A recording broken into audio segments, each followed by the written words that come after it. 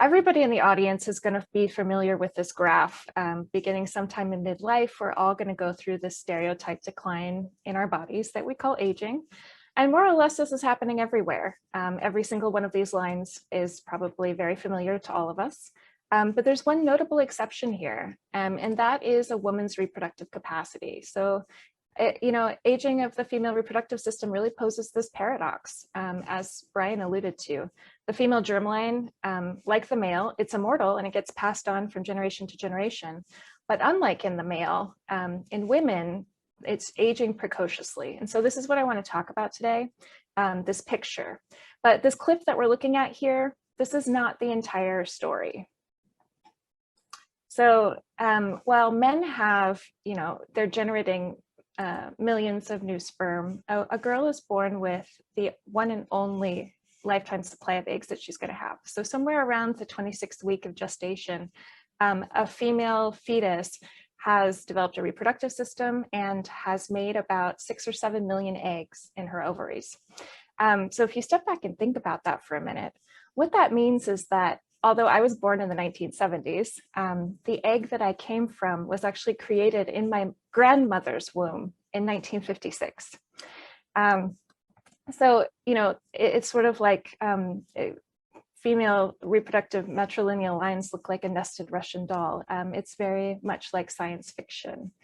But at this time, at 26 weeks of gestation, a woman has about 7 million eggs, but by the time she's born, that number will drop to about 1 million. By the time she reaches puberty, that'll go closer to 300,000. And at that point, she'll begin to lose eggs at about a rate of 1,000 per month. And the age of menopause is really when a woman runs out of eggs, when that number goes down to 0. And menopause is really one of the most robust features of human physiology. It's something that all women will face at some point in their lives. But this graph that I'm showing right now, which every woman has been shown and every woman knows, it's characterized by this single point of inflection and then a cliff. And the question is this really an inevitable truth? And so I would argue not, and I'll tell you why. So it is true, there's no question, that ovaries age at about twice the rate of the tissue in the rest of the body, as Brian mentioned. In fact, ovarian function begins to decline when a woman's in her 20s. They're considered geriatric when a woman's in her 30s, when the rest of a woman's body is really at peak performance. And so, if the ovary is reaching its maximum potential before even its first use, that's a really interesting and unusual problem, right? The rest of your body is aging at approximately the same rate. And we think that it's possible, if we can figure out why ovaries are aging so precociously, that it might have clues for aging in the rest of the tissues in our body. But this isn't really entirely about fertility. I'm going to come back to this chart. So, this is the chart that we've been shown. And in fact, it's actually true that on average, this is what's happening. But this is an inaccurate model at the level of an individual woman. So at the level of an individual, fertility is not a bank that only goes in one direction. It's stochastic and it's cyclical. And some women have random spikes in fertility well into their 50s. Some young women go through periods of infertility. It is one of the most multivariate signatures of biology in the human body. And so we need to treat it like a multivariate issue. And like I said, this is not just about fertility, but it is complicated. It's actually so much more than fertility. So there's a positive correlation between the age at which a woman goes through menopause and how long they live overall. So there's multiple studies that have shown that women who go through menopause later in life tend to live longer. And they also have things like enhanced ability to repair their DNA, lots of cool things that help with extended longevity. But in women who go through menopause earlier, tend to live less long. But what's really interesting about this, and I think something that a lot of people don't realize, is that male brothers of sisters who go through menopause later in life also tend to have longer lifespans. So why is that? You know, this would indicate that there's some sort of genetic component to what's happening, but it would also tell us that understanding how and why ovaries age prematurely is going to have direct implications for understanding aging in the rest of the body, including men. So I hope all you men out there who are listening just sat up and started paying attention if you weren't already. The other thing I wanted to point out, you know, I'm not going to show you a lot of data. This is pretty much the only other graph I'm going to show you, but if you take a look at this, take a look at the ages along the bottom of this graph. So menopause, the age at menopause, is one of the widest spanning biological phenomenon there is, meaning, you know, women are considered to go through early menopause before the age of 40. They're considered to go through late menopause after the age of 54. So that's like a 14-year period of normal. And we really don't understand why there's so much variability between individuals. And this gets back to this idea that it's a complex problem, but it's actually really interesting at the level of the biology. So beyond reproduction, the end of fertility sets off a cascade of negative health effects in a woman's body. And I don't want to be sounding negative here, but it's true. And I think a lot of young women and probably a lot of men don't realize this, that menopause, even in healthy females, has a quality, it greatly decreases quality of life. It increases risk of things like cognitive decline, heart disease, stroke, osteoporosis, weight gain, just to name a few. And long before menopause, so long before a woman reaches her 40s or 50s and starts to go through this reproductive decline, there's a really strong connection between health and reproductive function. So even in young women, if there's an underlying dysfunction in reproductive organs, this can profoundly affect the rest of the body. So for example, women who have polycystic ovarian syndrome or PCOS, even when they're young, they're prone to things like metabolic diseases, and they can actually pass that on to their sons and their daughters. So every aspect of a woman's life is influenced by the fact that her reproductive span is limited. Her overall health, her career decisions, if she wants to have biological children, then her family planning decisions.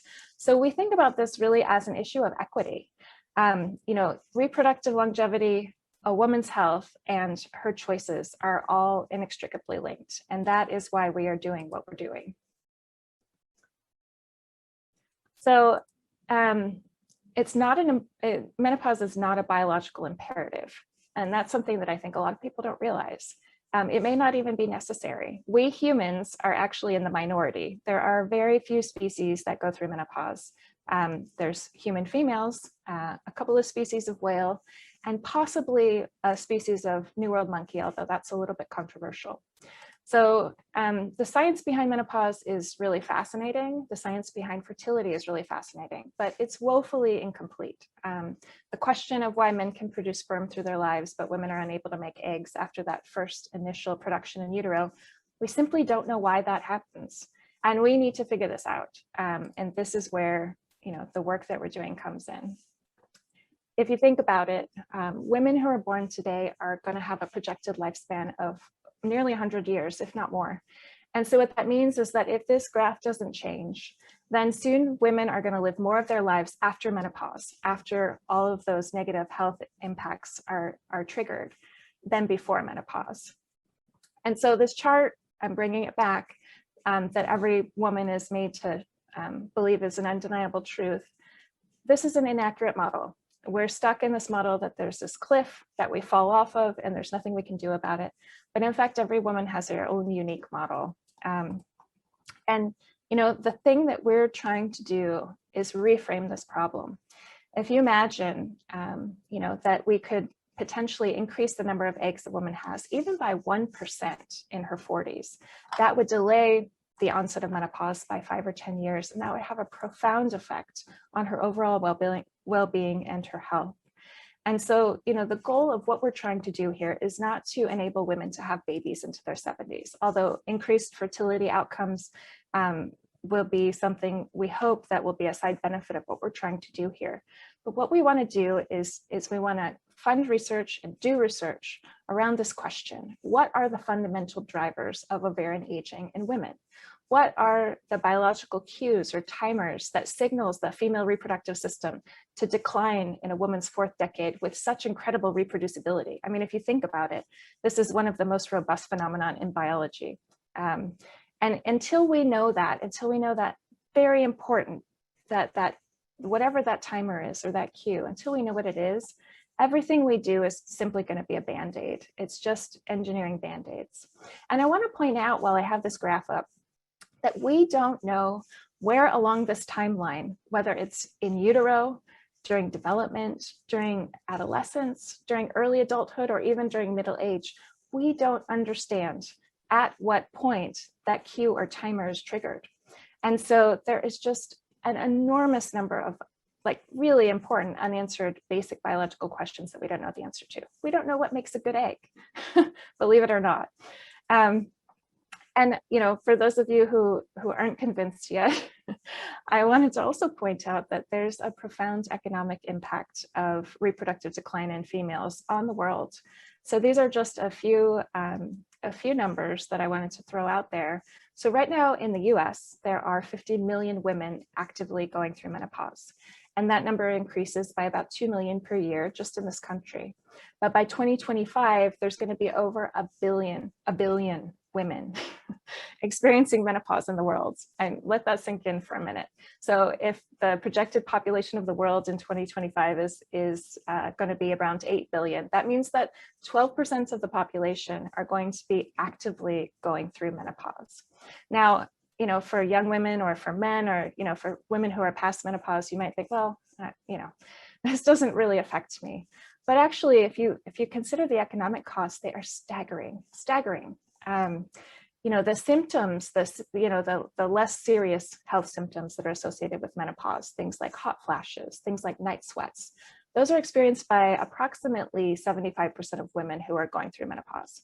And those, along with the very serious health risks that we talked about earlier, those things can have a significant reduction in a woman's quality of life, increase her use of medical resources, and lead to an overall productivity loss at work.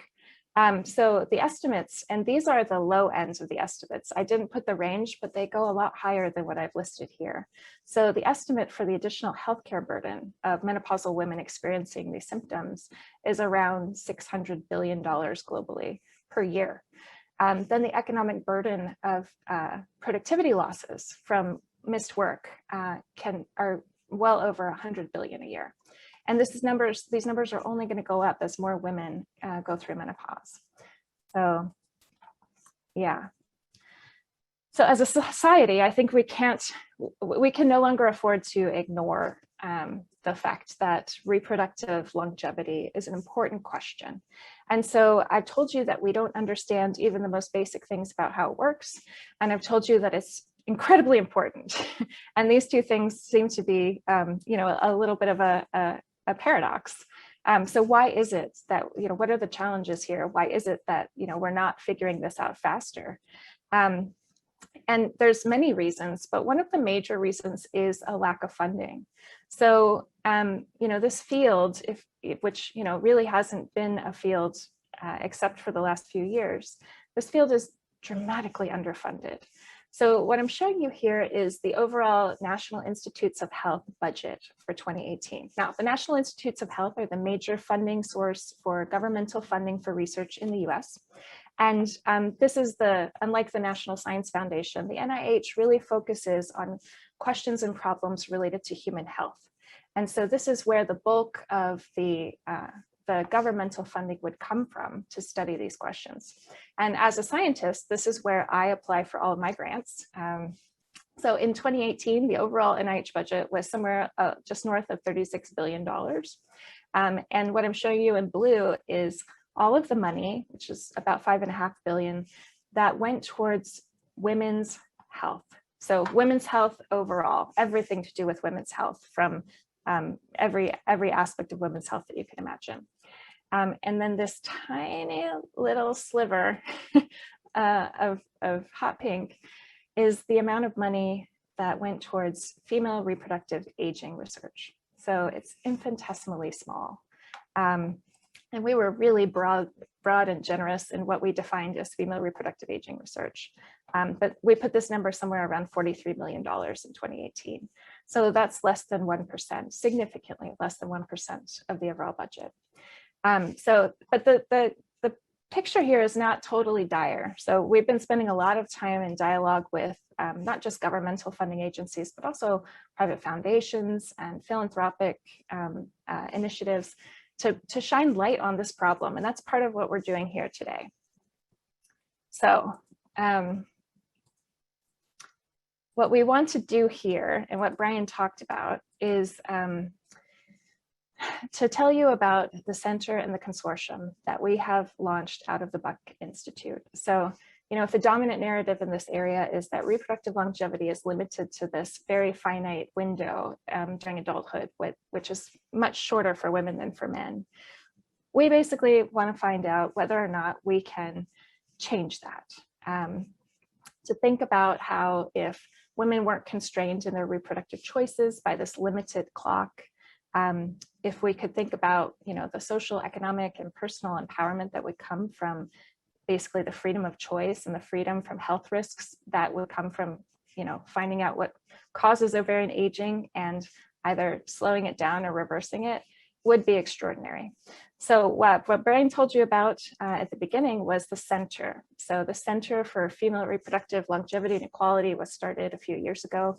And when we started the center, it became apparent that we needed to complement our efforts here at the Buck Institute by building an ecosystem to support research in this area, to make this, to shout this message from the mountaintops, and to get people outside of the Buck involved as well. And so that's where the Global Consortium comes in.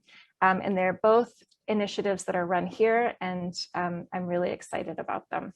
So the goal ultimately is to one day, basically to find out what's causing ovarian aging and to delay the onset of age-related diseases in women and in men. So when we started the center, this was 2 years ago, we launched this initiative, and it was the first facility in the world to focus solely on reproductive longevity and equality as it relates to aging. And the goal was really to establish the center as a global thought leader, as a resource in the field, and as a place where people are doing research that combines reproductive biology and geroscience, you know, the study of aging. And the scientists here that I've got pictures of everybody who's participating in the center right now, and we hope to grow it as much as we can in the future. But we're really all focused around coming at this problem from different directions, but trying to, you know, answer this fundamental question.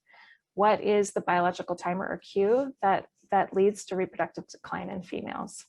And, you know, when we started the center, we quickly discovered that, you know, there are surprisingly few people working on this problem. And I just told you that one of the reasons for that is a real lack of funding in the area.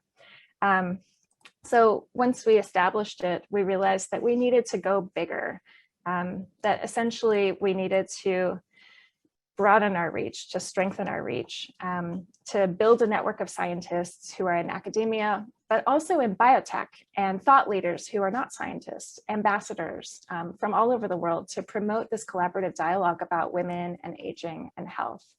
And the goal here really is to, you know, and it's a lofty goal, I'll admit that. But if we're going to build an entire research field in a novel way, you know, we need to cultivate relationships with other organizations and funders on a more global scale in order to strengthen our outcomes. So in essence, what we're trying to do is to build an ecosystem. So we're going to build the ecosystem around female reproductive aging research.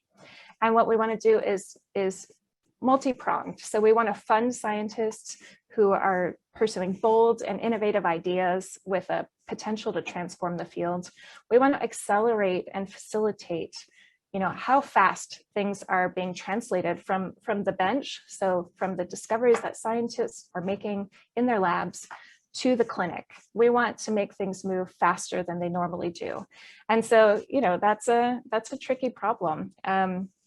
And so, you know, the ecosystem that we're trying to build really has three different parts to it. And, you know, the first part is obviously the funding. if there's no money, we can't work on, if I don't have a grant for something, I am not, even if I think it's the most important problem in the universe, I can't work on it. So one of the things we've done is to give away grants to fund research in this area. And to build the field, we really need to get people who wouldn't normally talk to each other to interact. And so part of that is building collaborations between the scientists we funded, other scientists in the field, but also, people who are in biotech and in pharma, people who know how to translate scientific discoveries to useful diagnostics or therapeutics. And we want to get scientists to share ideas, to share data, to basically foster this collaborative environment between scientists that goes beyond traditional models. If we're building this thing from the beginning, we can do it our way. But then at the same time, we want to galvanize support from non-scientist leaders who are going to support our efforts. And so in addition to funding, in addition to building this network of people, we're also actually just now started the very first ovarian biology core facility. So for scientists, what we want to do is bring people in from outside the field. We want to harness as much creative, thoughtful, amazing science out there. We want to bring people who are already established and working maybe in another field. We want to bring this to their attention and hopefully, invite them to join us here. And so the core facility basically lowers the barrier to entry for people who haven't worked on ovarian biology before. And that's something that we're really excited about here at the Buck. And then beyond that, we're building this intellectual network. And part of that is having an online dialogue. Part of that is having outreach like this webinar and other webinars that we put together. And part of it is really just spreading the word. And so I hope that by the end of this, you'll want to join us here. So I'm very, very proud that we were able to give away our first grants, our very first funding from the Global Consortium last August. We funded 23 different scientists from all over the world to work on these key questions around why ovaries age prematurely. And I am also proud that of those 23 scientists, 18 were women, which was really, really, really exciting.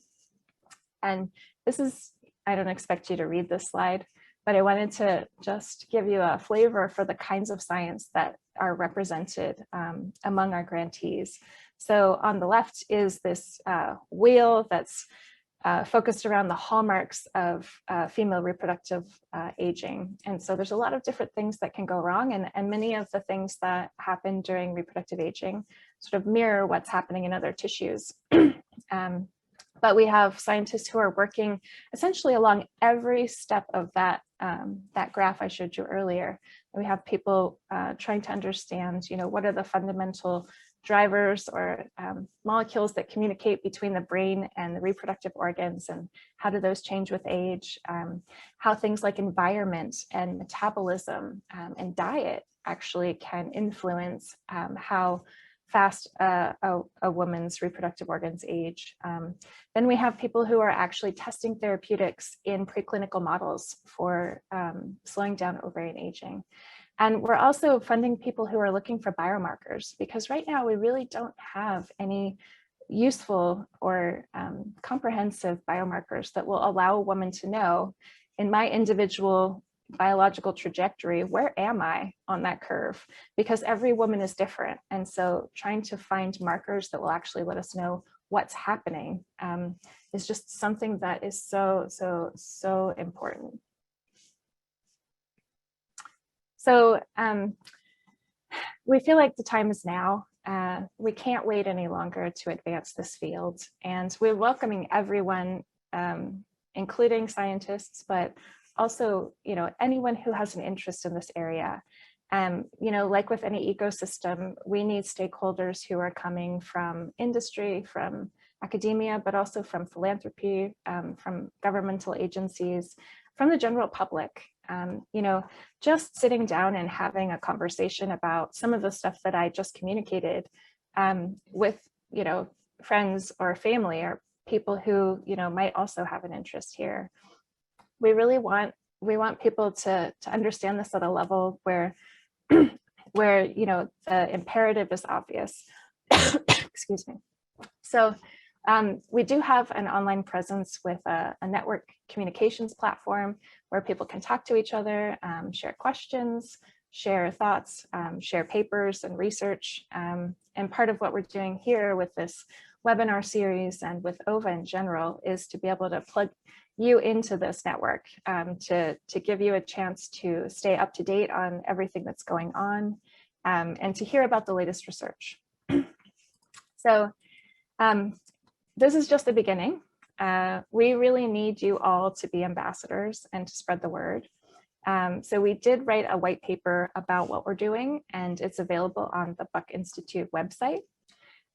So if I can leave you with anything, just anything to remember, I would just say that, you know, thinking about ovarian aging might seem like a very female specific problem, but it really isn't. It's going to affect every single person on the planet in one way or another. And so what we're trying to do here is to understand fundamental basic biology around ovarian aging. And until we do that, you know, everything that we do really will be a Band-Aid. If you think about like IVF, I see there's a lot of questions coming in, so I imagine that probably someone's asked a question about IVF. IVF has been around for 40 years, literally over 40 years. I think it's 43 years since the first baby was born using assisted reproductive technologies. And IVF is spectacular in what it allows women to do, but it's incredibly limited. And there hasn't been a huge amount of research that's focused on trying to understand what makes a good egg, or why it is that, you know, at around the age of 35, if you're trying to retrieve eggs, you know, your likelihood of getting quality eggs is really minuscule, right? It's not just the number of eggs that declines over time in a woman's body, it's also the quality of those eggs. We don't know why, we don't know what the qualities are that make a good egg, and we're trying to figure that out. So if you have a chance, take a look, please. And I wanted to also just mention that, you know, Brian's going to tell you about this amazing membership group he created called OVA to stay connected and informed. And we really do want you to help us pioneer this new movement. So we're going to be bringing educational content and webinars like this every month. And next month, if you want to join us, we'll be talking on June 3rd to Lizelle La Follette, who is a spectacularly creative and wonderful physician, actually. So she's an OB-GYN here in Marin, and she is passionate about women's health, and she has a really laser-focused mind. She has an amazing presence, and the things she's observed in her practice and the connections she's been able to make between what she sees in patients and what we're doing in the lab is really unique. I have to say that, you know, this is one of those conversations that we're trying to facilitate, basic scientists talking to clinicians about what they see in their practice, because doctors see things that scientists never hear about ever. And it's those sorts of conversations that are so important for fostering, you know, fostering things to move more quickly. And beyond that, you know, if you think about from a clinical perspective, what tools physicians have available to them right now, they're just so limited. When I talk to physicians who are treating women who have fertility problems, you know, they almost, there's just a very small number of things that they can offer. And, you know, with that sort of absence of information and absence of useful therapeutics and useful diagnostics, it sort of leads to this vacuum that really leaves a lot of women, I would say, in a place where they don't have a lot of control over what's happening. And so, you know, we're going to talk about how reproductive longevity relates to women's health, but from a more of a patient-centric perspective. And if you have never heard Liz Ellen talk, you do not want to miss this. So I think I'm going to turn this over to you now, Brian. Fantastic. Jennifer is terrific. So interesting, and just the beginning, as you said. And one of the things that Jennifer mentioned was that we really are at the beginning, and there is so much to learn and discover and share.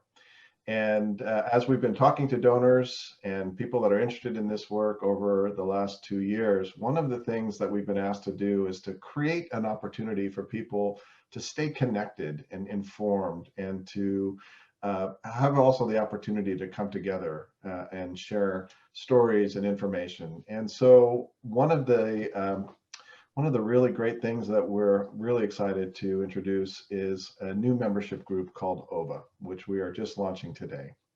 And the whole purpose of it is to help people, as Jennifer said, stay connected, informed, and to share this information, and to learn with us as we continue on this path, and as we continue to learn also with all the researchers we're working with across the world. And so our vision for OVA is that it will be a community, that will be building something together, that we will evolve, and that we will continue to get this information out. As Jennifer said, we want to spread the word. The other piece that Jennifer touched on that I think is really important is that we can't do the science, we can't investigate the questions that are so important without the support of funding from, whether it's government or foundations or even individuals. And so one of the things that we, as part of our effort to get the word out, is also to bring people in and get them involved and engaged, and get them so that they can participate in some of this work along with us. So by joining OVA, which is $100 per year, we tried to keep it extremely affordable and accessible to everybody. There are a number of benefits that come along with that. First of all, access to these live stream webinars. We're going to make the next couple of these live stream webinars free and available to anybody. But moving forward, they will be, the live stream versions will be available to OVA members only, and we'll have recorded versions available for other folks. We will make unlimited access to OVA presentations available to our OVA members. And we're also going to begin building a digital library of articles and papers that we will collect and curate from our researchers, and share those as well, so that you can begin and continue with learning and educating yourself about all of these amazing issues and topics. And then finally, we will, once we get post-pandemic, we will be having in-person meetings and events, and all of the members, of course, will have early registration privilege for those. So we're very excited about this. I think it is really kind of a call to action to address so many of these issues, and to really advance and accelerate this research. So we really do hope you join. To join, you can go to the Buck website, and you can click on Support Women's Health, or you can even just do a search for OVA. If you're interested in learning more about some of the projects and research currently underway, we'll be covering a lot of those in future webinars. Again, it's a monthly webinar, and so each one will be introducing new scientists and thought leaders that you can engage and talk to. But you can also email us at ova@buckinstitute.org, and we will be happy to follow up on any specific interests that you have, and get you as involved as possible. So I think that is really the last piece that we wanted to cover before we open up for Q&A. So we can go ahead and, I think, stop sharing screens. And we do have a number of questions that have come in, so thank you for that. You know, one of the questions that came in right at the beginning was a number of questions about menopause, as you might expect. And I thought one of the things that is unusual about Nicole's vision, and also how we're approaching this, is really that tie to equality and equity. And so one of the questions, the first question that came in is, can you speak a little bit, Jennifer, about how menopause is tied to equality, and how that figures into the work that we're doing? Oh, absolutely. Yeah. I mean, well, as it turns out, I'm a woman, so I will go through menopause at some point. But, from the moment that I went through puberty, I was aware that I had, tick, tick, tick, a biological clock that I mostly ignored when I was younger, but that, progressively seemed louder and louder in my head as I got older and approached my 30s. And this is true for every woman. And, every decision I made as an adult had that weighed into it. It was in the back of my mind when I decided, things about my career. It was in the back of my mind when I thought about family planning. It was in the back of my mind when I made every important decision in my life. And the fact that my reproductive capacity was limited, I personally don't have kids, and I made that decision early. But, I chose to focus on my career, and whether I did that at the expense of having children, I don't think so. But, there's no way for me to really answer that question. So, just thinking about things from the perspective of women, there's a societal imbalance that exists because women go through menopause. So related to fertility, which is what I was just talking about, but also related to health. When I go through menopause in I don't know how many years, I hope a long from now, far down the road. But when I go through menopause, my body is going to change in dramatic ways, and my risk of heart disease is going to go up dramatically. My risk for cognitive decline is going to go up dramatically.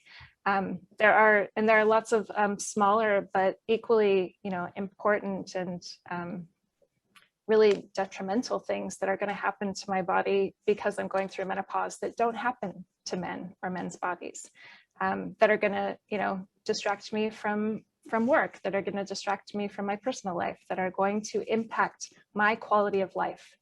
And men don't have this. So, from an equality standpoint, I can't think of anything else that is would be such an equalizer between men and women.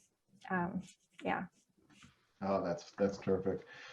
Janice has a question that I think is also going to be sort of a good setup for next month's webinar, which is just speaking a little bit to the disconnect between maybe what researchers know or are aware of about menopause and what medical practitioners and maybe OBGYNs might be aware of. One of her comments is that, she's been interested in this connection between menopause and aging for almost 30 years, but her physician never seemed to understood it. Yeah, I mean, that's exactly right. And I don't know that we can't lay the blame with the physicians. They work with the knowledge that is out there in the world. And this is one of the major challenges that we face, is that there is just a complete lack of knowledge. We know what the symptoms are. We know, kind of in a very generic way, what triggers, the proximal cause of menopause, which is that a woman runs out of eggs. But we don't know why the numbers decrease over her lifespan so dramatically from 7 million down to basically 0. And we don't know what causes that quality decline either. If we could increase the numbers just a little bit later in life of high quality eggs, that would be profound. But we don't know. We don't know the answers. And so, physicians do the best that they can with the knowledge that is in the world. So, Liz Ellen and I will discuss this in a lot more detail in June. But there is right now, I would say, a huge push towards coming up with treatments for the symptoms of menopause. Femtech is really a burgeoning area of investment for biotech. And if you look at those companies, most of them are treating symptoms, which is laudable, and like a really important and laudable goal, to be able to treat those vasomotor symptoms like hot flashes. And just because they're not fatal doesn't mean that they don't really impair a woman's ability to live in the world. But, again, what we're trying to do here is complementary but distinct. We want to know what the causal factors are so that we can intervene.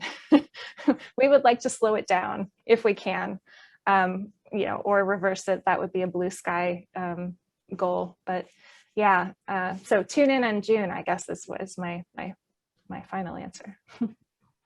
We received an interesting question that I think will be a good precursor for all the future OVA webinar sessions, which is if you could speak a little bit to what a biomarker is and what role does that play in research and in also in understanding your health.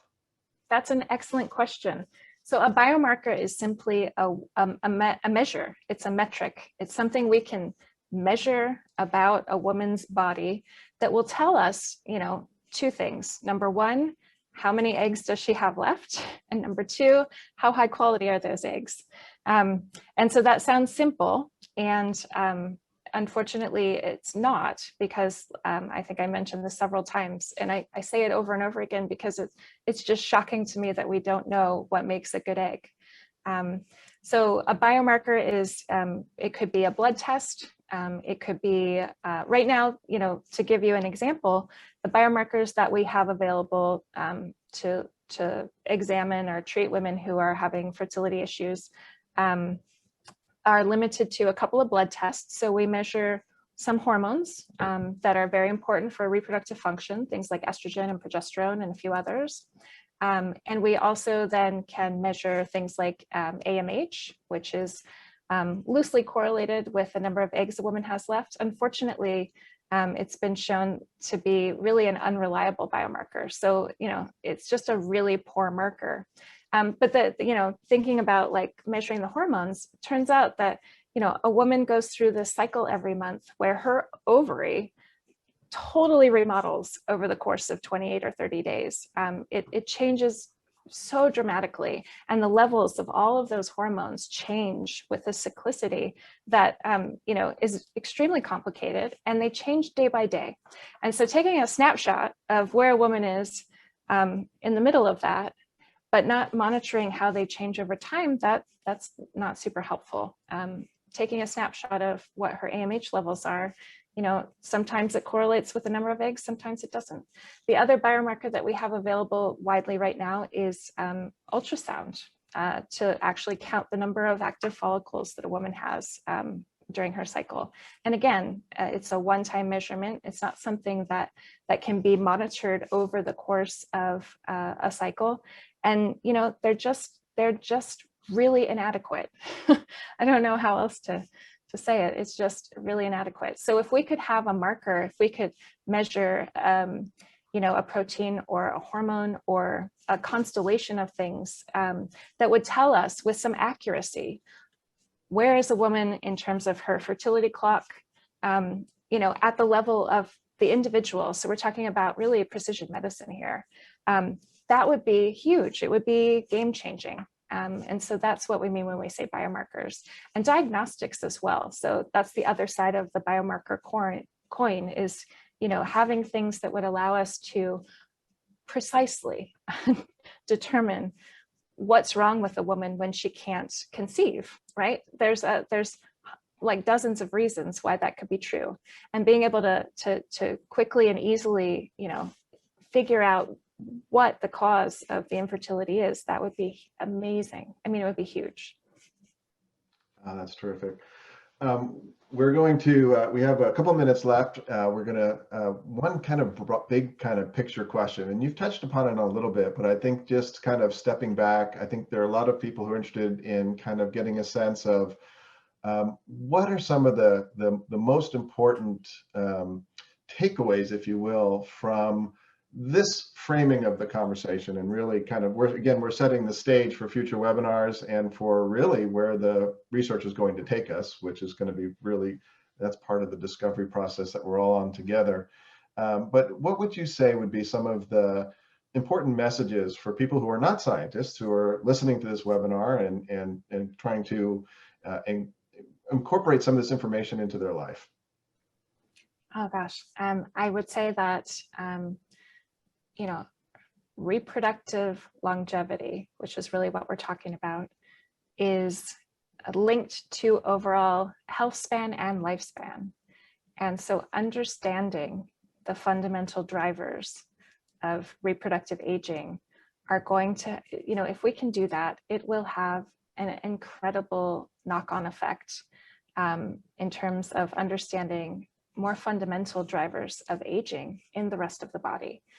There's nothing, you know, the link is it's incredible. And, you know, if you think about the major diseases of the developed world, aging is the #1 risk factor for all of them by a lot.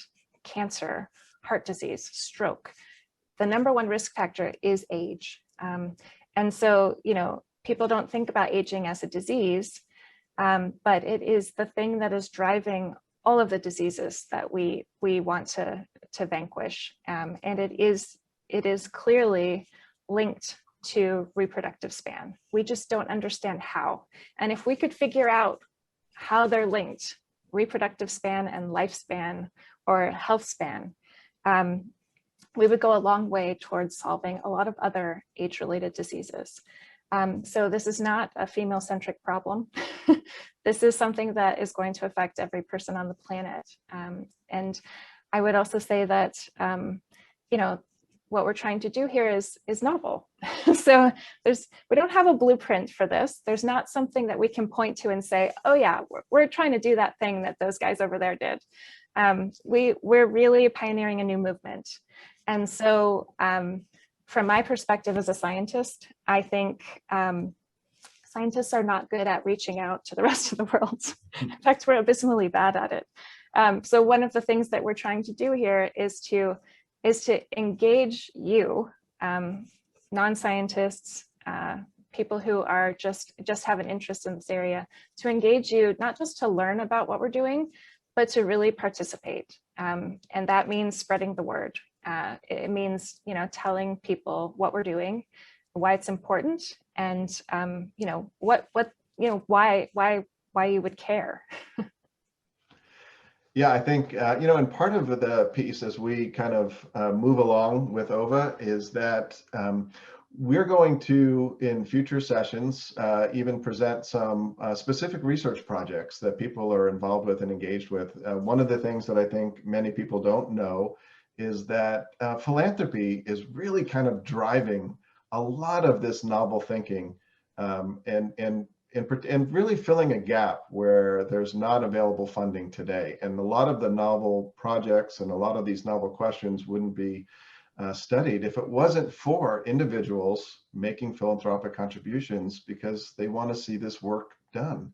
And so in future episodes, we'll present some projects, and individuals will be presenting the opportunity to participate and support if you're interested. And that's a really fun way to get engaged as well, because you'll follow along and have opportunity to have additional conversations with the principal investigators and researchers, which it just really brings the science to life and is a great educational opportunity. We're getting close to wrapping up. And so Jennifer, as you think about kind of where we hope this will go, you know, what do you think about over the next couple of years? Like, what are some the dream that you have about where we're going to be going with the research and what we're hoping to accomplish? I think in the next, I mean, there's already really exciting research that we've nucleated, right? We've only been at this for a few years, but I think we've had a major impact on getting this started. But in the, like, on the short term time scale, in the 5-year sort of horizon, I do think that finding biomarkers, so looking through existing data, but also going through existing clinical patient samples and really correlating, you know, things that we see in those samples with fertility and health outcomes. I think that finding biomarkers and possibly, you know, having that lead to diagnostics, I think that's the low-hanging fruit. These discoveries, you know, I don't want to mislead anyone. Science takes time. You know, figuring out what actually causes ovarian aging, that would be the pie in the sky long-term goal. And, you know, we're going to work on that, and we are going to push things towards that goal. But that's something that would be on a much longer time horizon. In terms of other things that I think we can look for in the next 5 to 10 years, I think that, you know, developing new models of menopause to study. It turns out that we don't have great animal models of menopause, and you absolutely need to be able to model it in order to study it. I don't know why they don't let us experiment on humans, but they really don't. And I think that in the 10-year timescale, I think that we should be able to find a way to push the age at which a woman goes through menopause by 5 years. Maybe longer, but I think we should be able to start to move things in the right direction. I would also say thank you, Brian, for inviting me. I love talking about this stuff. I also wanted to say I noticed that there are still a lot of questions in the chat. And so this is what the JCRLE network is for. So I will take the questions that are unanswered and I will answer them on the JCRLE network page. And so it's free, it's open to everybody. You can sign up and you can post thoughts or questions or documents or really anything. And so if you want to continue the conversation, we'll be doing that over at gcrle.org.